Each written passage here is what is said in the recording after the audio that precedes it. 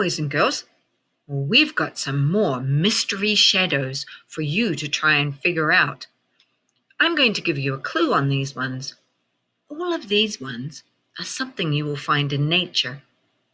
And this book also has an asking sentence for the title. The title says, "Whose shadow is this?"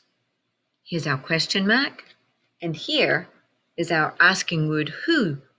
And we add an SE, and we've got whose. So whose shadow is this? A look at animal shapes, round, long, and pointy. So now we have another clue. It's got to do with an animal. And the book is by Claire Berg, and it's illustrated by Derek Alderman and Denise Shea. I wonder what makes this shadow. It almost looks like a tree, but they already gave us a clue that said, a look at animal shapes, round, long, and pointy. So now I know this has got to be an animal of some kind. Maybe a stick insect? I wonder. Well, let's find out. Step into the sun and find a clue about who's who. Look closely at an animal shadow, and it will tell you many things. Animal shadows can be pointy or round, huge or tiny. They can be fuzzy or have crisp, clear edges. Some shadows stretch long across the Arctic plain. Others quiver on a leaf. Let's find out what shadows can show. Look at the back for more fun facts about shadows. So when we get to the back of this book, there's going to be some fun facts. Whose shadow is this? So straight and pointy. I wonder what animal could make this shadow being so straight and pointy. What do you think? What are the clues? I can see what they mean about straight edges here. And this one's definitely straight too. I see a little bit of fuzz here. What do you think? Let's find out. It's a hummingbird's shadow. This tiny bird seems to float below a flower. But look closely. Its pointy wings are flapping furiously to keep it in one place.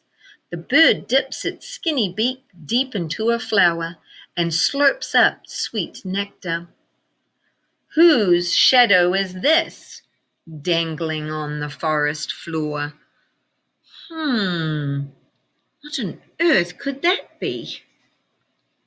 I see that it's fuzzy, so perhaps it's got hair, so maybe it's a mammal. And they said dangling on the forest floor. So a mammal that lives in a forest? I wonder who it is. It's a gibbon's shadow. Imagine if your arms were as long as your body. You could swing from tree to tree as fast as a gibbon can. Whee! A gibbon can go as far as 10 feet in one speedy swoop. Whose shadow is this, branching over an Arctic plain? So we're going to have to think about animals that live in the Arctic. And we know that's the North Pole. Wonder who carries a tree on their head, because this looks like curvy branches to me. Let's find out. It's a reindeer's shadow. Huge bony antlers grow out from a male reindeer's skull. He uses them to impress a female and scare other males away. In autumn, his antlers come off. He will grow a new, bigger set in spring. Wow, and it does kind of look like a tree on his head. I wonder if it gets very heavy. Whose shadow is this, so lumpy and bumpy? I think I might know this one. When I think about lumpy and bumpy, and they did say it was an animal. I mean, I could have said it was two hills with grass on top, but it's an animal with lumps and bumps. I wonder if I'm right. I think it's an animal that starts with K. What do you think? This is a camel shadow. Those hard lumps are actually filled with fat. The camel uses this fat for energy when it can't find food. A camel's handy humps let it travel long distances in the hot, dry desert. Very cool. It almost does look like two bumps with grass on top, but now we know it's a furry, fuzzy camel. Whoa! Whose shadow is this? So squat and spiky. It looks like blades of grass, but we know it's got to be an animal, and it said squat and spiky.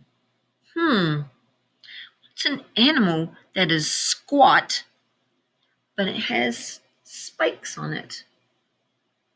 What do you think? A porcupine's shadow. Don't get too close. Sharp, hollow hairs called quills poke out from a porcupine's back and tail. When a porcupine gets scared, it lashes its tail.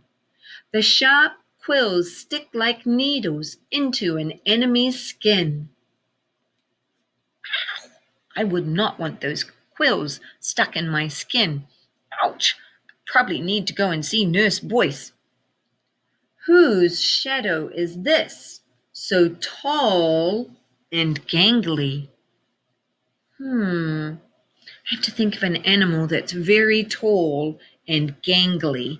Gangly means it's kind of lanky and it's got kind of wobbles to it. Who do I think is tall? There's quite a few animals that I know are tall, taller than me. I wonder who this could be. This is a giraffe's shadow. Look at that long neck. A giraffe eats leaves that other animals can't reach. A long neck also helps protect the giraffe. With its head so high, a giraffe can spot predators from far away. That's very handy to be able to see predators that are far away. It's almost like having your own personal periscope, like out of a submarine. Whose shadow is this with so many spindly parts? What do you think? I think I might know what this animal is, and I think it may start with an "eh" sound at the beginning. What do you think? An ant. This ant is on the hunt for food. It uses its 6 long legs to crawl up tree trunks and underneath leaves. It waves the 2 antennae on top of its head. These amazing antennae help the ant touch, smell, taste, and hear. Wow, so 4 of the 5 senses. If they had eyes on the end, then it could be 5 and help them see too. Whose shadow is this, stretching on a sidewalk? Wait a second. I think I might know this shadow, especially when I look at the clues of this part, and maybe out here. What do you think? This is your shadow. Your shadow can do different things just like you can. When you jump, run, and spin, your shadow does too. What else does your shadow do? And here is those just for fun facts. Let's find out. Point to the picture of the animal described in each sentence. Okay, let's see. I use my long beak like a straw to suck nectar from flowers. What? Oh, excuse me. Who am I?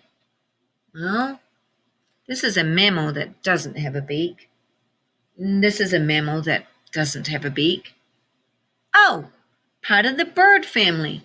It definitely has a beak.